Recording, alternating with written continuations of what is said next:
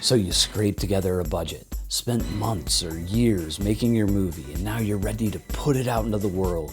You dream of making your money back, maybe even turning a profit. Yeah, about that. I'm Jay Horton. I make movies that make money.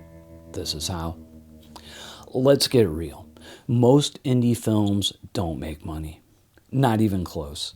And before you start blaming the industry, the audiences, or the alignment of the planets, let's break down why that is. Because it isn't just one reason.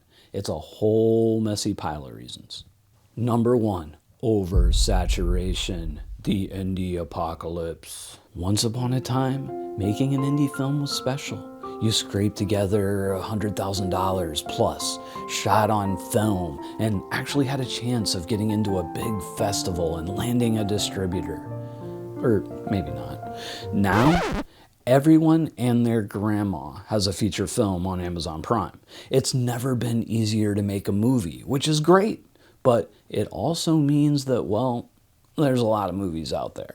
Back in the day, a small number of distributors controlled what movies got released. Now, pretty much anyone can put their movie on a major streaming platform like Amazon or Tubi, which means audiences are drowning in options, and your indie film is just another drop in the ocean. And this is kind of a double-edged sword. The barrier to entry has never been lower, and almost anyone can make a movie. But the flip side, almost anyone does make movies. It's both exciting and troubling. More voices, more diversity, more innovation, that's all great. But it's also created a flooded market where it's harder than ever to stand out. The disappearance of MGs and big sales. Remember those legendary stories of indie filmmakers getting six-figure plus minimum guarantees from distributors? Well, that's mostly ancient history now. MGs are rare for small indie films, especially that size. Now, it's not unheard of to get an MG or, a reasonably sized MG. I got a decent sized MG from FilmHUB for A Hard Place. But the days of an unknown filmmaker landing a massive deal at Sundance are pretty much gone unless you got big names attached already.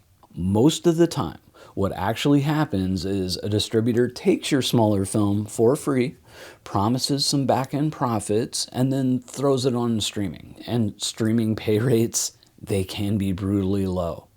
If you think putting your film on Amazon Prime or Tubi is going to make you rich automatically, I got some bad news for you. Most streaming services pay literally pennies per hour streamed. You might get something like, 1 to 12 cents per hour watched, which means your film needs millions of views just to make a few $1,000s. Now, there are some smaller independent platforms that do pay better rates, but unfortunately, 99% of those just don't have the viewership to equal anything substantial for the filmmakers. Sounds crazy, right? I know I've talked a lot recently about indie filmmakers and how they should explore more theatrical avenues, like doing a road show, like what I'm doing with A Hard Place. And look, I love the idea of my movie playing in a real theater, who doesn't? But here's the harsh truth. Most theaters don't want your little indie film.